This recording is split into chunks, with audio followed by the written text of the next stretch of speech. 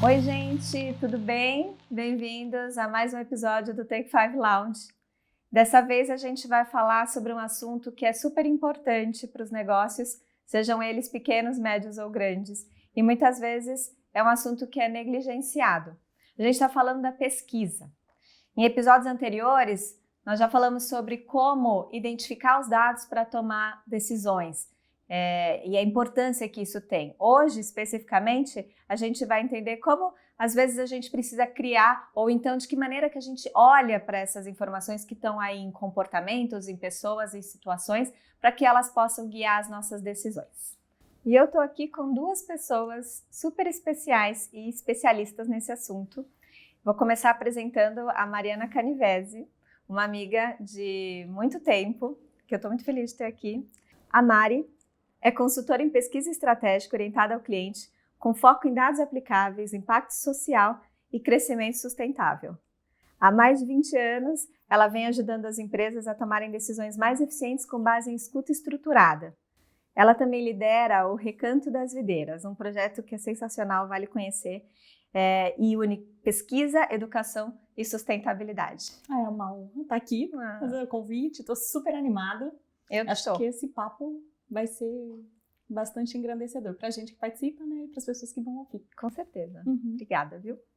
E eu também estou aqui com a Samira Bevilacqua. Samira, que é uma parceira da Take 5, né? Já fizemos trabalho juntas. A Samira é mestre em antropologia social e especialista em pesquisa de mercado. Ela tem mais de 20 anos de experiência na área de regulação de serviços públicos, sempre com um olhar voltado para um diálogo com a sociedade. Importante. Atualmente, ela trabalha na Mira Pesquisa, uma empresa que ela fundou, onde ela lidera estudos, investigação social e análises estratégicas. E também atua como professora em cursos corporativos e universitários, o que vai ser ótimo aqui pra gente, por conta da didática. Obrigada, Samira. Eu que agradeço, é um prazer estar aqui com vocês, estar nessa casa que eu já conheço um pouco, e também estar aqui com a Mariana para a gente fazer essa conversa sobre pesquisa. Eu sou a Elaine e eu vou me audiodescrever. Eu sou uma mulher branca, de cabelos castanhos escuros, médios, com algumas luzes mais claras. Eu tenho olhos castanhos escuros e eu estou vestindo uma camisa de cor azul clara. Eu sou a Mariana, sou parda, sou uma mulher de 1,5 m, tenho olhos castanhos, uso óculos, estou usando um cachecol vermelho e um casaquinho preto. Eu sou Samira, sou uma mulher branca, tenho cabelos ruivos e olhos castanhos. Estou usando uma camisa azul escura. A primeira pergunta que eu queria fazer para vocês é a pergunta mais óbvia. O que é pesquisa? E para que é pesquisa? Para que ela serve? Pesquisa é escuta. É conhecer o diferente e trazer para a tomada de decisão. E eu acredito que ela serve para dar um norte, né? Quando a gente está buscando respostas, entender se o caminho que a gente está adotando está correto, se merece uma correção de rota. Acredito que ela é muito um direcionador, né, de próximos passos, de entender aquele movimento, contexto e ajudar no planejamento. Entendi, é isso, concordo. Samira, uma pergunta para você então. Como que a pesquisa fundamentada, né, ela pode ajudar em decisões assertivas, identificar oportunidades, corrigir rotas, antecipar problemas? Como é que é isso? Ela pode tudo isso? Ela é tudo isso mesmo? Ela é um instrumento muito poderoso, se aplicado corretamente, né? Ela permite que você conheça uma realidade e traga essa realidade para uma visão estratégica, né? Então é como se você fosse fazer uma rota e você não soubesse o caminho, né? E a pesquisa, ela vai te direcionando e vai te apresentando o caminho, onde tem os buracos, aonde tem onde você não pode ir, aonde seria a melhor direção. Então a pesquisa, ela te proporciona conhecer esse cenário que vai ajudar você a tomar decisões estratégicas. Tipo um GPS. Tipo um GPS. Ou um guia 4 rodas do meu pai, 1992. Exatamente. Entendi. Acho que todo mundo tem uma memória afetiva com isso, né? Exatamente. É como se a gente pegasse uma estrada sem um GPS, sem conhecer e pudesse entrar errado e cair em buracos. Com a pesquisa você consegue mapear um pouco o seu caminho não é 100% que você vai ter 100% de assertividade, porque a vida é muito diversa, mas você tem uma direção. Isso aí, seja no guia 4 rodas ou no celular. Exato. Certo. Empresas que tomam decisões baseadas em dados experimentam um crescimento anual de mais de 30% com relação às que não tomam com base em dados. Pesquisa. Gente, mas assim, se a pesquisa é tão importante, né, a gente fala dela até acho que as pessoas não têm dimensão de tudo que ela é, a gente vai falar mais sobre esses detalhes, mas se ela é tudo isso, por que às vezes ela é esquecida, ou às vezes a criatividade é mais importante do que a realidade, do que olhar para os dados e tudo mais? Vocês têm uma resposta para isso? E vocês vivenciam isso também? As pessoas com quem vocês falam, as empresas, elas também têm essa visão? Sim, eu acho que tem uma visão que não é totalmente verídica, que é em relação ao custo da pesquisa, né? Eu acho que as pessoas tendem a julgar que é um serviço muito caro, mas se você pensar que ela te ajuda a ter uma decisão mais assertiva, ela vai ser um investimento, ela não vai ser um custo caro, né? E, então, eu acho que tem essa percepção de que pesquisa é caro e depende da complexidade, depende da amostra que você fazer, do universo que você for estudar, ela pode ser, sim, um custo alto, mas que você pode enxergar como um investimento que você vai ter um retorno de tomar uma decisão mais acertada. E eu acho que, afora o custo, eu acho que tem uma percepção, às vezes, de não acreditar no próprio instrumento e não acreditar naquilo que a gente vai trazer como resposta. A gente vê muita gente, principalmente quando a gente vê resultados de pesquisa, sei lá, pesquisas eleitorais, por exemplo, as pessoas desconfiam, não, mas como assim? Né? Ouviu 2.000 moradores e está trazendo a resposta para um cenário de disputa presidencial, né? Mas aí que tem critérios, tem técnicas e tal, que permite que isso seja assertivo, né? Então, eu acho que tem um pouco de credibilidade, falta credibilidade, e um pouco de quem conhece que acha que é caro. E eu acho que também tem aquelas pessoas que não estão preparadas para ouvir os resultados de verdade, né? Elas falam que elas querem saber, mas no fundo, será que querem mesmo? Também acho que tem um ponto aí. Sim. Enfim, mas só achismo, né? Sobre essa questão de custo, Mari, você que presta consultoria para empresas de todos os portes, pensando assim, pequenas e médias, é muito caro mesmo? Não tem como fazer acontecer de uma forma mais barata? É que existe uma perspectiva, assim, se a gente for considerar algumas metodologias mais clássicas e anteriores, assim, isso pode ser, sim, muito caro. Mas hoje a gente tem uma série de recursos, né, que eles são acessíveis, muitas vezes gratuitos, e eu acho que existe um mito, assim, em volta da pesquisa, que é um negócio muito complexo, profundo, mas ela pode ser muito simples, sabe? Existem formas de fazer enquete, próprias redes sociais mesmo. Então, a investigação, ela transcende. Eu gosto muito de pensar que é um sistema complexo. A gente pode ter input de dado, não só de pesquisas de formatos clássicos, mas também de uma escutativa, né, de grupos menores, usando tecnologia mais simples, perguntas rápidas, transacionais, né? Então, existem muitas formas. E respondendo a sua pergunta, não é só caro, não é só complexo, né?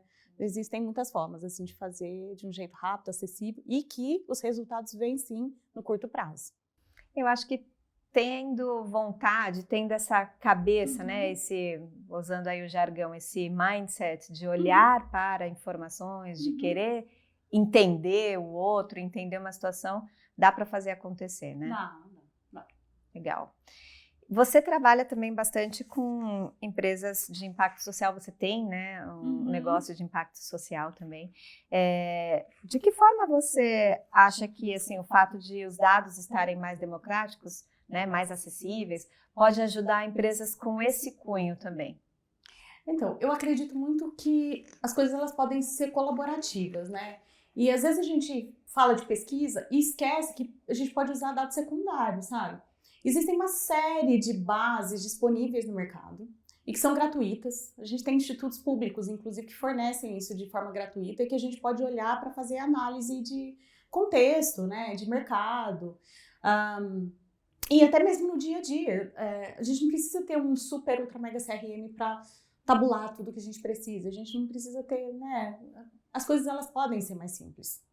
Legal, isso é muito legal. Depois a gente pode até deixar umas dicas de locais, de bases, né? Que empresas que talvez não tenham tantos recursos possam buscar. Obrigada.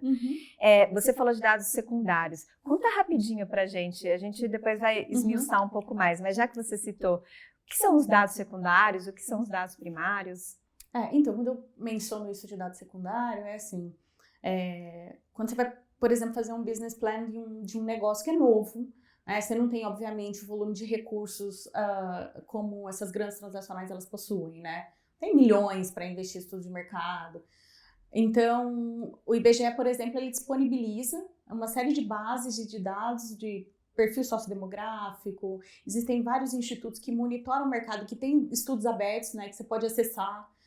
Eu vou dar um exemplo do que eu vivenciei na minha própria empresa, né? Quando eu precisava olhar primeiro para o mercado de hotelaria e hospedagem, quando eu fui abrir esse meu negócio, eu tinha muita informação aberta do Ministério do Turismo, né? Específico, às vezes, para o estado, para a região onde eu estava, né? Que eu pude mapear e estimar uma possibilidade de taxa de ocupação, né?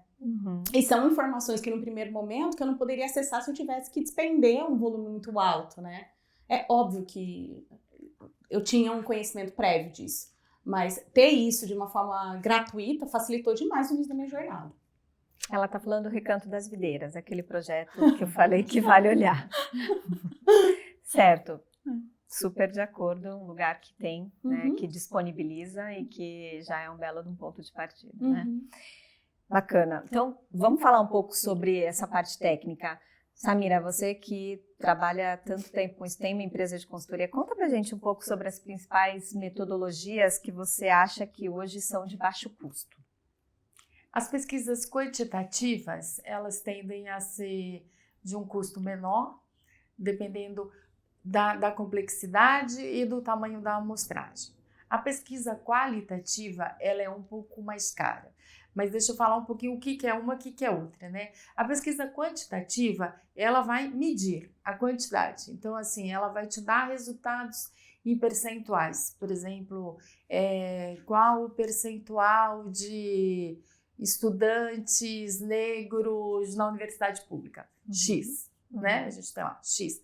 Aí, o que a gente vê? A qualitativa vai tentar entender por que temos apenas X estudantes negros na universidade pública. Vai olhar as nuances, vai pegar as motivações, os dados históricos, o contexto, né? Então, são dois tipos de abordagem, que quando você faz um estudo e utiliza as duas metodologias, é um sonho, é um estudo de sonho, porque aí você tem o quantitativo, né? Aquilo que tá, os números estão te dizendo qual é a régua, e você tem os dados qualitativos que vão te ajudar a entender aqueles números com base na opinião de pessoas. Então, as quantitativas a gente faz mais por questionários, normalmente são questionários, questões fechadas e tal. E a qualitativa, aí você tem vários tipos de coleta, que pode ser entrevistas, pode ser grupos focais, que são grupos de discussão. E são as duas metodologias, e aí que você tem algumas variações por dentro de cada uma delas, né? E tipos de coletas diferentes que vai impactar no prazo, no preço, no custo. Sim. Isso.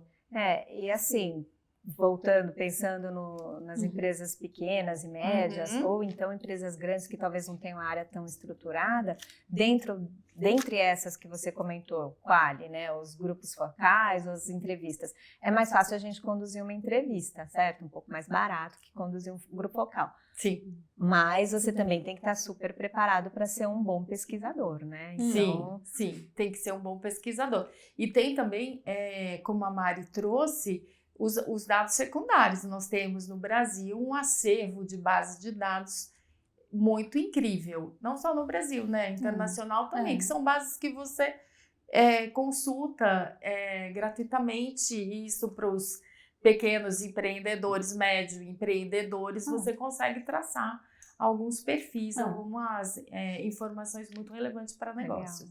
O que costuma encarecer uma pesquisa, seja quant ou quali? O universo, quantos que você vai qual o seu grupo que vai ser escutado, né? A diversidade, a complexidade da pesquisa. Se você vai fazer, por exemplo, uma pesquisa que você vai pegar uma amostra e você vai dividir, vamos supor, numa área geográfica grande, vai ter um pouco de entrevista em cada lugar, ou se você vai fazer amostras em cada um dos lugares. Então, isso torna uma pesquisa muito grande. Então, na parte quantitativa, se você tem muitos números de entrevistas, isso vai encarecer. Na qualitativa, encarece um pouco os grupos focais, são um pouco mais caros, porque se você for fazer grupos focais presenciais, aí você tem que ter deslocamentos, né? Você pode fazer virtual, hoje se faz também virtual, mas faz. Mas eu ainda sou adepta do presencial. Eu acho que no presencial gera um vínculo ali entre os entrevistados, que no virtual não dá para ter isso, né? Gente, é igual psicólogo, né? A minha perguntou se eu podia ir presencial. E adoraria, só que ela está em outra cidade. É bem isso, né? A gente consegue ler a pessoa, né? No presencial. Assim, não tem comparação, né? Não tem. Agora tem os tipos de coleta também encarecem ou deixam um pouco mais facilitado o custo de uma pesquisa. Se você tem hoje muitas tecnologias, muitos instrumentos, às vezes até gratuitos, que você pode utilizar, que talvez às vezes não te dá um resultado final, mas ele te dá bons insights, bons conhecimentos, assim, bons pontos de partida, né? Concordo. As redes sociais, né? As enquetes, né? Era isso que eu ia perguntar. O que vocês acham de usar, assim, a web em geral, mas especificamente fazer pesquisa através das redes sociais? Dá para usar? Tem muita coisa que dá para tirar dali? Testar hipóteses, assim, super funciona. Eu participei de alguns projetos assim, de startup, super funcionam, assim, você testar a hipótese e vai ajustando, assim, no voo. Mas às vezes a gente acha que é só para pequena e média empresa. Para processos grandes, assim, estruturados de internacionalização, participei de um projeto, inclusive, de cosmético, para entender modelo de expansão internacional. Marca tal, faz sentido ir para a Polônia, para a China, para Reino Unido, África do Sul. Interessante. Então, utilização de dado secundário e muita pesquisa, assim, digital. Às vezes, o Brasil, que tem essa amplitude imensa, né? Por muito tempo, fui responsável por uma área de pesquisa numa empresa de educação, muito relevante no Brasil, e não tinha como a gente fazer grupo focal no Amazonas, em Roraima, sabe? Eu já participei de... Para entregar daqui a 30 dias. E já participei de iniciativa que eu fiquei alocada em 7 estados, assim, e já participei de pesquisa. A gente não perdeu, assim, qualidade de análise fazendo nesses formatos diferentes, assim, online. Então, de verdade, assim, isso funciona e funciona muito bem. Se, como a Samira disse, se você tem profissionais preparados, se o questionário é feito da forma adequada, eu acho que fazer a pergunta também com muita técnica. Isso eu acho essencial, né? Igual a gente falou rapidinho antes. Tem que saber perguntar, né? Porque senão você não capta. Vamos falar de quali. Eu acho que o pesquisador faz toda a diferença, né? Na hora de elaborar o roteiro de pesquisa, na hora de ter o timing para fazer a pergunta. E não interferir quando não pode, interferir só quando deve. Isso da moderação na quali, para mim, é fundamental. Assim. Eu já vi pesquisas afundando por inadequação do moderador, assim como já observei assim, moderadores atuando de uma forma tão brilhante e extraindo coisas que a gente nem tinha pensado, assim, sabe? Nossa, isso é essencial, né? Incrível. E se eu, empresa, que nunca fiz um projeto de pesquisa, quiser começar, como é que eu procuro no Google? Por quem que eu procuro? Como é que funciona? E onde que acontecem as pesquisas? Eu que recruto as pessoas? Conta pra gente. Quali, você fala. As qualitativas. Eu tô falando das grupo focal, por exemplo. Pode ser. Um grupo focal, você vai ter... eu sou a pesquisadora, você é a cliente. Aí você vai me dizer o que você precisa, né? Então, eu vou ter uma parceira que é uma empresa de recrutamento. E eu vou passar para essa empresa, olha, eu preciso para esse grupo metade homem, metade mulher, de 25 a 35 anos, que estão desempregados ou que estudaram engenharia, e eu preciso que eles participem por 2 horas. Pronto, eu passo para... E aí a empresa de recrutamento vai procurar esse perfil, que essas empresas têm bancos de dados e tal, e aí eles convidam as pessoas, e aí quando as pessoas aceitam, elas, na maioria das vezes, têm um incentivo de contraproposta, porque as pessoas, horas, né, das pessoas, ainda mais se for em São Paulo, uma cidade que exige um deslocamento um pouco mais longo e tal, então você tem um incentivo, que aí depende do tipo de trabalho e tal, e aí é isso, aí você forma o grupo e aí tem o moderador, o pesquisador, que faz essa conversa com o roteiro que ele aprovou junto com o cliente, junto com você, por exemplo.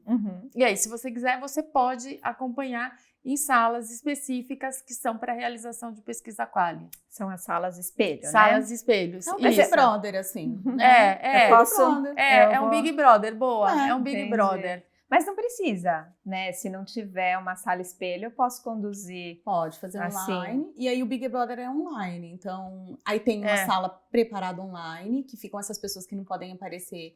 Você vai ver lá que tem pessoas logadas, mas elas estão anônimas, né? Você não vai saber quem é que tá lá com câmera fechada. Aí só fica com câmera aberta o moderador e o entrevistado ou os entrevistados, né? Entendi. E na Quant também... óbvio, o Instituto de Pesquisa vai encontrar essas pessoas, vai fazer a estatística representativa, né, para a gente tomar... é mais simples até. Extrapolar os resultados para um... É mais simples, porque inclusive tem empresas assim, que são às vezes startups ou empresas que têm esse banco de dados e que fornece, pode comprar esses bancos segmentados, né, então também é até mais fácil de encontrar a solução. Legal. E tem pesquisa de rua.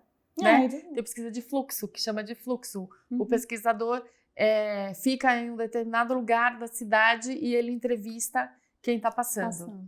Entendi. E tem pesquisa residencial, que hoje é um pouquinho mais difícil da gente ser atendido, principalmente nas grandes cidades, que você toca e pergunta. Tem por telefone, que aí também é por meio de banco de dados. Tem por URA. Eu já recebi. Por aplicativo. Por aplicativo. Candidato WhatsApp. político. Isso. Então tem várias formas, assim. Agora, para encontrar um perfil específico e tal, a Quali tem as empresas de recrutamento. E é legal que a gente tenha, sem querer puxar a sardinha para o lado de vocês, mas, poxa, se a gente tem pessoas, né, que podem prestar uma consultoria, não necessariamente um instituto de pesquisa e tal, eu acho que é meio caminho andado, né? Para a gente poder... Recentemente, inclusive, sim, existem algumas empresas que são extremamente complexas e que não têm áreas de pesquisa dentro delas. Só que elas têm, inclusive, às vezes, plataforma de disparo, de acompanhamento. Elas conseguem colocar em campo, que a gente chama. Então, o que a maior parte dos meus clientes é dentro desse escopo. Eu, recentemente, um dos clientes, né, que recentemente me contratou, uma empresa de exportação, atende... área de agro, automobilística, assim, uma das principais que exportam, né, no Brasil. E ela tinha toda essa infraestrutura que ela precisava de um especialista para direcionar questionário, acompanhar campo, entender as principais formas de disparo e como garantir que tecnicamente teria os respondentes necessários para responder as perguntas que eles tinham feito. Né? Então, essa forma consultiva e de inteligência de negócio para auxiliar a equipe que faria a execução também é muito comum. Né? Isso reduz, inclusive, o custo de ter um time inteiro. Um time inteiro dedicado. Isso. E que, eventualmente, é para avaliar uma questão específica, que depois de implementado o resultado, né, e fazer o plano tático, só vai ser repetido esse tipo de pesquisa no ano seguinte. Então... E aí talvez a equipe possa realizar. Né, isso. Bacana, bacana. Tem vários tipos de pesquisa, a gente já pincelou algumas delas, mas... Saindo um pouco do que é pesquisa de opinião e pensando assim do ponto de vista de um negócio que quer lançar um produto ou que quer posicionar ou reposicionar uma marca, vocês podem trazer algum exemplo do que vocês viveram em que de fato a pesquisa veio antes, como deve ser, e direcionou ali a criação do produto ou direcionou para que caminho um serviço devia ser encaminhado? Como é que foi? Dá um exemplo aí pra gente. Pesquisa de campanha política, que não é a intenção de voto, não é a pesquisa de intenção de voto, é a pesquisa anterior, né? Anterior à gravação dos programas eleitorais, por exemplo. Que vai dizer como o candidato poderia se como apresentar. ele deve se comunicar, quais são as grandes preocupações da população, quais são as dores, o que eles estão esperando. Então, você posiciona tanto a fala, não só o programa de proposta do candidato, como também o tipo de comunicação. Né? Você já trabalhou num projeto Já trabalhei, e você vê como vai adequando o desempenho do candidato de acordo com as pesquisas, né, junto com a população, porque as pessoas elas se vinculam muito mais a histórias, a emoções do que números, né? Então, assim, se é um candidato que tem um pouco mais, que traz muita sigla, número e tal, não conecta. Então, assim, a pesquisa ela ajuda nessa linguagem, um pouco mais uma linguagem cidadã, né, de um candidato conversar com a população. Que legal. Então, ela antes, né? Depois é que vem aí a pesquisa de intenção de votos, é quando isso já está em campo, né? Mas antes de entrar em campo tem esse trabalho. Eu lembro que o Jânio, se eu não me engano, era ele do Varre, Varre, Vassourinha? Sim. Eu não vivi essa época, mas eu lembro que era algo que ele criou para se conectar com a população, para dizer que ele tinha caspa, que ele estava limpando, assim, que ele era um candidato de novo.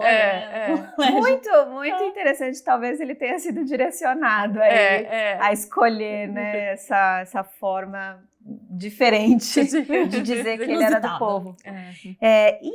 Na parte de posicionamento de marca, Mari, tem algum projeto que você já participou, ou reposicionamento, que você possa contar pra gente, que a pesquisa serviu de fato como deve? Então, de uma marca específica, eles estavam procurando diversificação de uma linha de produto, né, voltado para hidratação, mas aí falando de desodorante especificamente. A gente costuma ouvir falar de desodorante muito para não suar, ou, né, enfim, 24 horas, 48 horas, 72 horas. Mas tem um aspecto que eles gostariam de testar para a América Latina de autocuidado, de sensação na pele, né? Então, assim, esse tipo de aspecto faz sentido? Não faz? É valoroso para um determinado público, né? Então, através dessa pesquisa, a gente conseguiu identificar o que fazia sentido, o que não fazia, para eles se reposicionarem em toda a parte de comunicação da campanha que viria a seguir.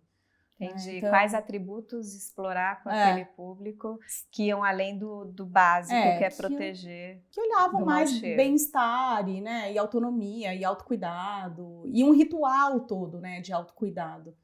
E acho interessante olhar e ir para a América Latina como um todo, né? Porque, primeiro que tracking de marca não é trivial. E aí você olhar para culturas tão diversas, né? O recorte, assim, é bem, acho que, delicado ali de você pensar na metodologia. Com certeza.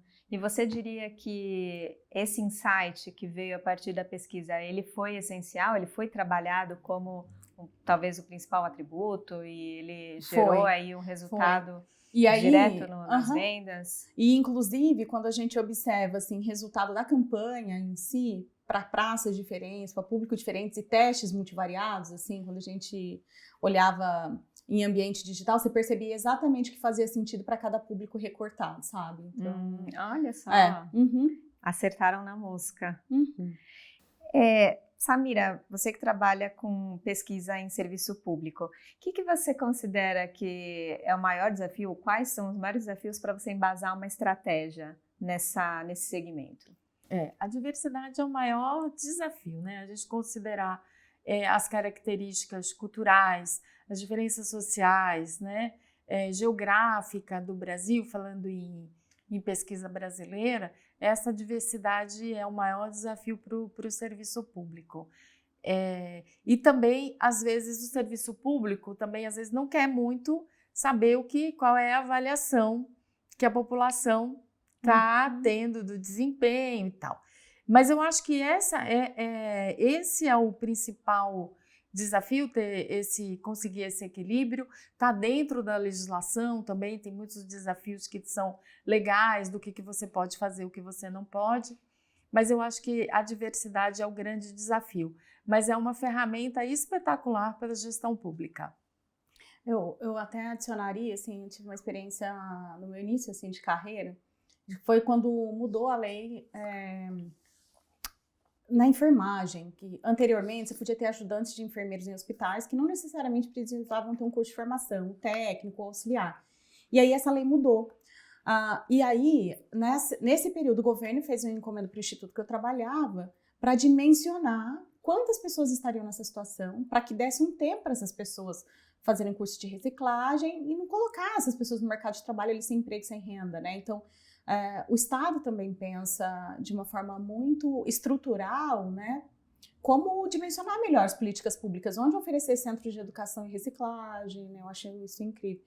E falando especificamente de impacto, né? De quando a gente vai pensar o resultado de médio e longo prazo.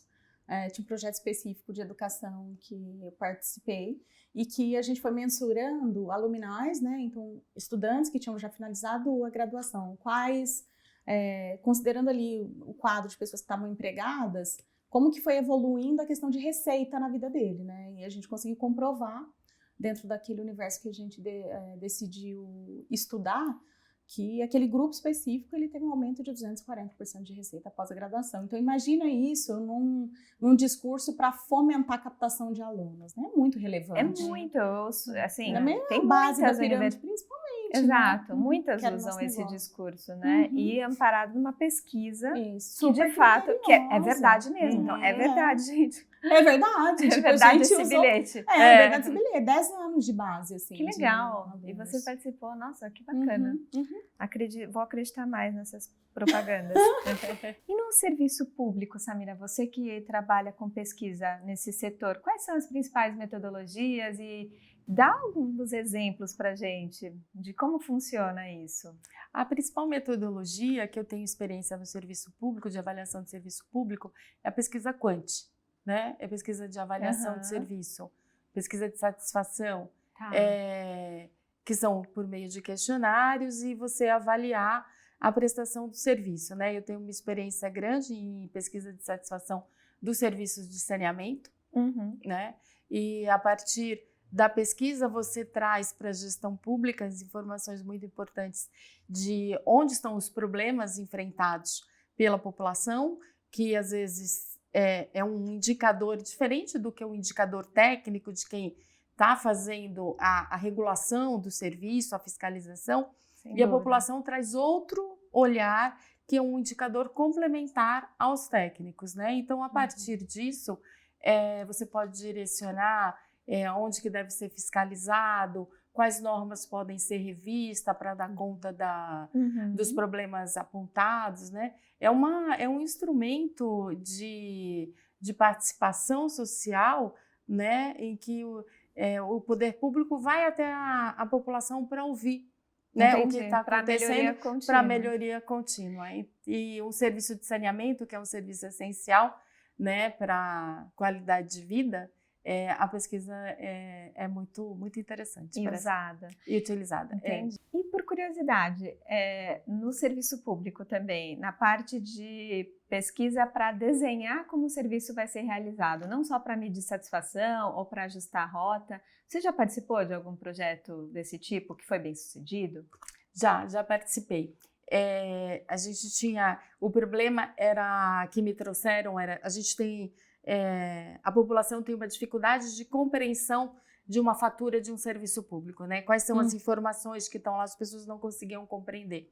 Então, nós fizemos uma pesquisa quali, né? Fizemos grupos focais para entender qual era o problema que tinham nas faturas, né? E a partir disso, o serviço público daquele serviço redesenhou a fatura numa linguagem mais simples, numa forma de que as pessoas pudessem entender pelo que elas estavam pagando. Poxa, que legal, tão simples, né? Óbvio, mas que às vezes passa despercebido e não é realizado, né? Exato. E falando nisso, Mari, vai ter aqueles que dizem que a pesquisa é desnecessária, que o que conta mesmo é a criatividade. Eu mesma venho da publicidade e tenho diversos casos em que campanhas de comunicação foram criadas pela equipe de criação, sem nenhum amparo da equipe de planejamento, ou muito pouco. E aí, criatividade ou investigação? Nossa, eu sou super adepta de pensamento complexo. Então, assim, pra mim, nada anda sozinho, sabe? As coisas, elas são complementares, né? Esses dois temas, eles se enriquecem muito se as pessoas deixam os egos de lado e conseguem trabalhar juntos, né? Como tudo na vida. Essa parte você precisa repetir, quando as pessoas deixam os egos de lado. E trabalham junto, porque cooperação e colaboração, eu acho que é o segredo da humanidade. Eu acho. Eu acredito nisso. Não é à toa, né? Que eu amo questões ligadas ao impacto, né? Humanitário, ambiental, que é isso, assim, a gente está imerso no sistema complexo. Não existe uma receita de bolo, uma única resposta, né? Você trabalha, né, com empresas de impacto social, né? Quais são as principais metodologias que você usa para essas empresas, especificamente? Então, tem uma parte, obviamente, importante, quant, mas as rodas de conversa nesse aspecto, elas são muito ricas, né? Então, você conseguir ouvir, entender o que aquilo mudou na vida da pessoa, você nem imagina. Até para pensar a política pública, quando você vai decidir que investimento, onde colocar o investimento, para você ver o impacto de cada ação pública, né? Você vai entender, aquilo melhorou a qualidade da família, a autoconfiança de uma família, a empregabilidade de uma família inteira. Então, a cada R$1 que eu gasto, isso gera uma série de atributos ali de receita adicional, mas também de questões, assim, de que reduz acesso ao sistema de saúde, porque a pessoa está mais saudável, ela está mais segura psicologicamente, né? Então, quando a gente vai falar de impacto, isso se torna mais complexo, mas muito mais rico, né? Então, de novo, como a Samira diz, escuta ativa, escuta ativa. E é complexo, né? Não é tão simples. E que bom que é complexo, porque acaba impactando em tantas coisas que a gente não imagina, né? Esse exemplo que você deu foi ótimo. No campo governamental, Samira, tem alguma particularidade, alguma metodologia que é mais aplicada? Imagino que é Quant, mas pode contar pra gente das que você utiliza? Olha, eu acho que Quant é predominante, né, na gestão pública, até por conta de que você tem que ter estudos mais representativos, embora eu seja bem adepta da Quali, e acho que, como esse exemplo que eu dei, acho que pode trazer muitas informações relevantes para mudança de posicionamento, né, de rever legislação na área pública, mas a metodologia mais é Quant. Questionário, normalmente, muito mais atualmente, a aplicação por telefone, porque a pesquisa presencial, ela é mais cara, né? Se você for fazer ela representativa e você pegar, por exemplo, o estado de São Paulo, né? Tem 645 municípios. Se você for colocar uma equipe em campo, você vai ter um custo muito grande, né? E também a gente tem hoje uma certa dificuldade de acessar os domicílios, né? Isso foi muito revelado no censo, né? Porque o censo feito pelo IBGE, ele bate de casa em casa e os recenseadores tiveram muitas dificuldades para fechar o estudo, né? Porque quando você tem dificuldade de acessar prédios, de acessar condomínios, né? Nas grandes cidades, mais ainda por questão de segurança. Então, você tem outros tipos de coletas, né? Coleta por telefone, coletas por e-mail, por internet, né? Tem coleta por URA, né? Então, acho que são algumas estratégias que estão sendo adotadas pelo serviço público também. Interessante. E do ponto de vista do respondente, né? A gente está falando bastante do lado da empresa, de quem encomenda ou quem realiza a pesquisa. Do ponto de vista das pessoas, eu imagino, né? Eu já vivi isso também. As pessoas têm uma certa resistência em compartilhar seus dados, ainda mais hoje em dia, né, em que isso virou assunto e as pessoas estão cada vez mais atentas e com razão. Como é que um pesquisador consegue driblar? Primeiro, se vocês realmente têm essa percepção, se é um fato.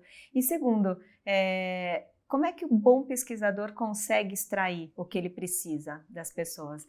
Uma dica aí que vocês Se poderiam for compartilhar? num contato, assim, seja por telefone, seja presencial, acho que tem uma vinculação que você cria, né? Na medida que você também está sendo muito transparente do que você está querendo dele, né? Você está querendo opinião, você não quer pegar os dados dele e tal, porque você, numa pesquisa, você trabalha depois, os dados são anonimizados, né? Você não vai trabalhar os resultados com identificação.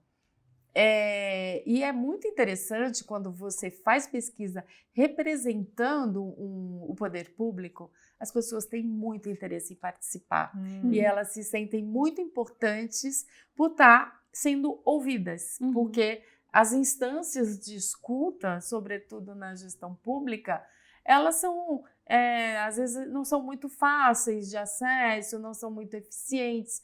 Então, o fato dela estar participando e sentindo que a opinião dela vai ser importante para uma definição que depois volta para ela, tem uma satisfação muito grande. Então, acho que tem que ter uma vinculação, né? Uma empatia, uma escuta ativa e empática do pesquisador.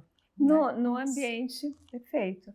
No ambiente das empresas com objetivo de lucro, é isso também? O que você traria mais, Mari? Não, eu concordo totalmente, mas eu adicionaria, acho que 2 aspectos. Não, primeiro eu queria fazer um adendo. Eu, pela primeira vez na vida, no último censo, chegaram em casa, gente. Eu respondi uma pesquisa de censo, fiquei emocionada. Falei, gente, por 20 anos usando isso, de fato vieram me entrevistar. Sério, foi até engraçado. Foi lá no sítio, sabe? Eu moro num sítio hoje. A Mari mora no sítio.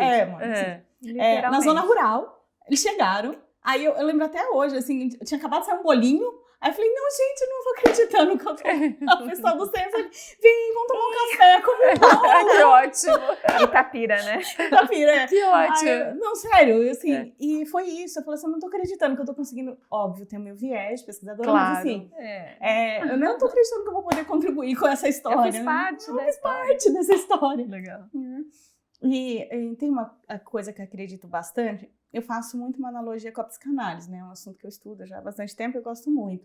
Do estabelecimento do SET, né? Que eles falam, que é esse ambiente de escuta e segura para a pessoa falar o que é verdade, de uma forma muito autêntica. Existem técnicas para você deixar a pessoa segura. Aí dá uma dica. Então... primeiro ele tem que sentir que de fato você tá sem... Então, mas isso é muito de conexão humana. Por isso que eu falo que não tem receita, né? Tem que ter muito uma percepção e treino de como escutar e deixar aquele ambiente sem preconceito, sem julgamento, né? Não tem aquela história do movimento corporal, se os seus pés estão virados para a porta. É simples, ó, se eu faço isso para você, se eu faço isso para você, ou se eu faço assim, ó. Como que você se sente? Só disso e disso. Me senti muito mais acolhida, você está interessada. Então. E é inconsciente, né? Você não precisa estudar 1 milhão de livros. Sem dúvida. Mas um pouco de observação de ambiente ajuda. Sensibilidade, né? Interesse genuíno no outro, né? Por isso que eu gosto presente. de antropologia. Cultura, estudo de cultura, antropologia. Sim, por isso que eu gosto tanto. Legal. E, meninas, teve alguma situação na carreira de vocês, ou a situação que vocês se lembrem, em que a pesquisa foi o grande diferencial, foi fundamental? Eu tenho um caso, assim, que eu acho que foi mais desafiador. Quando eu recebi esse desafio, aquele freaking out, assim. Eu não tinha nenhum real de dinheiro adicional no meu budget anual. E eu tive que absorver 34 marcas e eu tinha a missão de padronizar a metodologia de CSAT NPS para 34 marcas sem nenhum real adicional, assim. Acho que esse foi o maior desafio da minha carreira, assim. E aí pensar numa lógica de vários gerentes de produtos, diretores de divisões, assim, de como você fazer todos esses interesses, que é isso, muitas vezes você não quer ouvir, ou você tem um apego com a sua metodologia anterior, né, de mensuração. E aí olhar para todos esses negócios que tinham suas diferenças, produtos diferentes, né? E tentar unificar para torná-los comparáveis. Eu acho que esse foi o meu maior desafio, assim. E de novo, né? Qual foi a solução, gente? Colaboração e parceria. Inclusive do instituto que me atendia na época, né? Então, você ter gente de confiança muito boa né, ajudando, pensar em soluções, isso conta muito. Para tudo na vida, tá? Isso, para mim, assim, não é só em pesquisa, assim. Parabéns. 34 marcas. 0 centavos. 0 centavo. Obrigada. E aconteceu em 3 meses. Eu ia falar, e aí você não dormiu, né? E você fez acontecer. 3 meses. Caramba. 3 meses aconteceu. Legal. E você, Samira, você lembra de alguma situação? Sim, eu lembro, eu acho que eu já falei essa de saneamento, mas eu vou trazer um outro caso para a gente dar um outro exemplo. Mas essa de saneamento, o maior desafio, que foi uma pesquisa muito grande, que eram de 76 mil entrevistas em 344 municípios acontecendo ao mesmo tempo. Então, é uma gestão muito desafiadora. Mas eu quero trazer um exemplo que, retomando um pouco a conversa que a Mari trouxe lá atrás dos dados secundários, porque aí a gente vai dando um pouquinho de painéis aqui nessa discussão, né? Ótimo. Eu tive uma experiência de um trabalho com dados secundários que foi muito desafiante. Se bem que, para mim, toda pesquisa, quando chega para mim, eu já acho um desafio, me dá frio na barriga, sabe? Porque você tem que construir um cenário. Mostra que você gosta, Eu né? Não gosto, é eu o gosto. artista que tem que sentir o friozinho na barriga antes de subir no palco. E essa era só com dados secundários, mapear um país da América Latina que um cliente queria abrir uma unidade do setor siderúrgico. Então, era só a partir de dados secundários você criar panoramas e selecionar 2 países da América Latina para ele depois de escolher entre 2. Então, esse foi assim, um grande desafio, mas eu acho que isso traz o quanto dados secundários é importante e a gente está com eles aí, né? Então, eu utilizei dados secundários do Brasil, dados secundários mundiais, dados secundários de institutos de outros países da América Latina e assim, você forma um cenário que você consegue dar um painel, um cenário para quem vai investir. Aí eu quis trazer esse porque eu acho que é um desafio interessante de dados secundários que está aí, que a gente pode utilizar e criar. Com certeza. E aí, o final da história? Você não vai deixar a gente na curiosidade. Ele abriu nos 2 lugares? Não, ele escolheu o México. E era um dos 2? México ou Colômbia. Aí ele foi para o México. Que legal. Puxa, então foi super assertiva a pesquisa. Sim. Parabéns. Obrigada. Legal.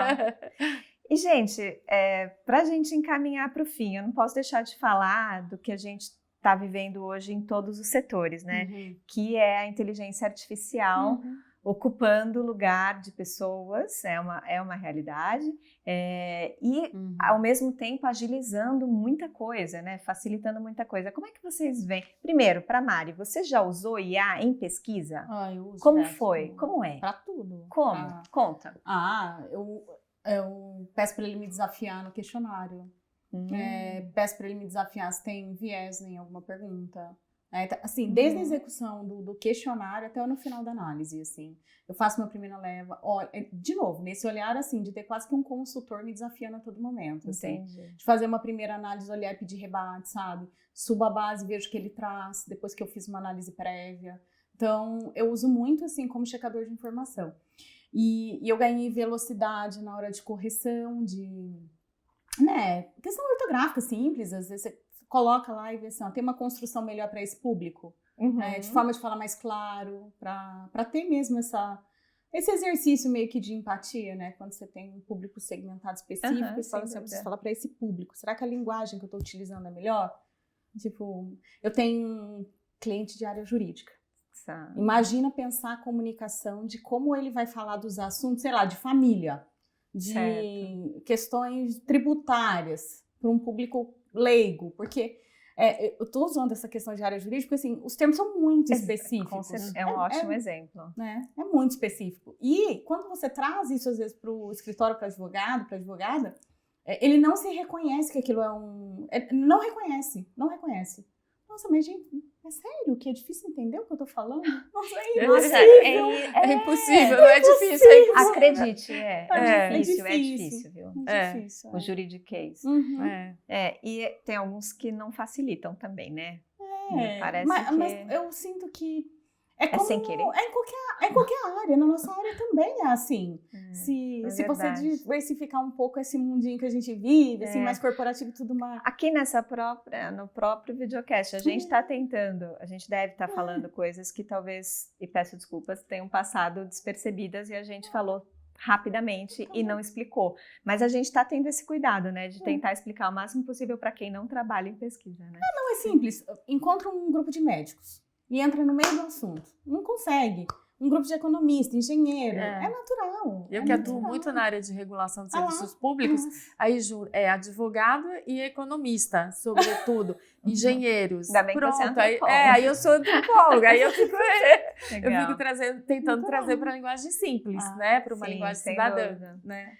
E a IA acho que pode ajudar, né, nesse aspecto. Mas democratizar, né? Essa papel de democratização, né? Boa. E legal que você usa no sentido de se desafiar, né, para melhorar. E como é que vocês veem o papel do pesquisador, né, na IA, especialmente falando de dados secundários? Será que a IA ela substitui eu entrar diretamente na fonte para buscar? É algo com que os pesquisadores devem se preocupar? Está acontecendo? Vocês já perderam algum projeto por conta da IA? Eu não tenho registro de eu ter perdido, mas já ouvi casos de pesquisadores que perderam contratos parciais, né? Contrato que mantém o desenvolvimento da ferramenta, por exemplo, o pesquisador continua fazendo o questionário e a análise o cliente joga numa ferramenta de IA. Isso eu acho um risco. A coleta dos dados o pesquisador faz e quem analisa... É uma IA. Tá. Isso eu acho um risco, né? Eu acho que é uma coisa a ficar alerta, porque é sedutor, né? Porque você gasta menos e você joga lá e você tem a resposta. Mas, assim, são respostas que não vai ter nem o feeling, nem a experiência de um pesquisador. E nem um olhar crítico, né? Analítico, de quando um pesquisador vai fazer uma análise. Quando vem uma resposta esquisita, você só sabe se é esquisito pela experiência que vocês têm. Sim, isso, né? Eu já tive várias experiências. Como é que você, eu, cliente, aquele exemplo fictício que eu dei no início, que contratei a IA para analisar os resultados, eu não vou ter esse feeling, né? Eu não vou desconfiar de nada. Não, você vai receber aquilo e você vai acreditar. Eu já fiz várias pesquisas, eu fazendo, né, interações no IA, e ele me traz dados, mas que como é de uma realidade que eu conheço, que eu tenho informação, que eu olhei e falei assim, não, isso não é possível, né? Ou então a gente mudou de país. Então, e aí você pergunta para a ferramenta de onde veio, qual foi a fonte, e ele mesmo se atrapalha na hora de dizer, te pede desculpas, né, ou então busquei numa fonte de 1915, sabe? Sim. Então, ele pede desculpas. Ele pede desculpas. Você pede, por favor, quando você eu fala não peço. com a não eu peço. Falo, eu sou muito boba, né? Eu pedia antes, sabe? Tipo, bom dia, como se eu estivesse falando com um olá, coleguinha. tudo bem? Tudo bem? Tudo Mas bem? ele responde, viu? Se você for educadinho, ele também responde. Mas aí o que eu vim aprendendo é que talvez você tenha que ser mais, quanto mais assertivo, né? Do que você quer, você tem um retorno melhor. Você economiza também, você economiza, né? Os caras Então, lá, os donos não vão ficar processando seu por favor, seu Isso, bom dia. exato. Você concorda, Mari? Totalmente, assim. E eu acredito que essa visão crítica ela é fundamental. Eu tenho um grupo, né, que eu conduzo, é um projeto de impacto que eu conduzo com estagiários dentro da ETEC. E aí, acho que a pergunta que eu mais faço é qual a fonte? Qual a fonte? Qual a fonte? Eu escrevo isso, assim, muitas vezes ao dia. Mari, qual a fonte canivete? Porque é bem isso. Você olha e bate, tá esquisito, né? E aí isso é só repertório que traz. Essa visão crítica, esse olhar desconfiado. Tem até um ditado, né? Chefe tem dedo podre? Não tem coisa assim. De chefe que tem dedo podre, que você olha, nossa, esse número aqui, né? Ele vai justo naquele que você tava na dúvida. Então, mas é repertório, isso é repertório. Então, algumas coisas não são substituídas. Mas o grande problema é esse que você citou, né? Então, numa gana de tentar economizar, você acaba gerando um problema maior. Por quê? Porque o resultado daquela pesquisa, ele não reflete uma realidade. Aí eu fantasio, né? Porque eu acho que eu economizei muito. Sim. Mas daí depois eu vou não colher os frutos de um resultado que eu tinha de expectativa, né? Pois é. bacana, gente. Ótima visão, ótimas visões. Obrigada. Mas são ferramentas excelentes sim. para apoiar. Sim, como a excelente. Mari vinha falando, você se desafia, né? Usando a IA. Ótimo. Gente, vamos para o fim. Eu queria saber, né, de vocês, que dica vocês dão para quem não trabalha na área, mas tem vontade de se especializar como pesquisador? Aprenda a escutar. E tire as certezas, porque quando você vai lidar com o outro, a sua certeza pode não ser a do outro. Então, assim, para você ser um pesquisador, você tem que ter uma escuta ativa, empática e, na medida do possível, eliminar os seus conceitos e preconceitos para poder trazer aquilo para o estudo. Então, aprende a escutar. Ótimo, para tudo, né? Para tudo. Sem nada a acrescentar, exatamente isso.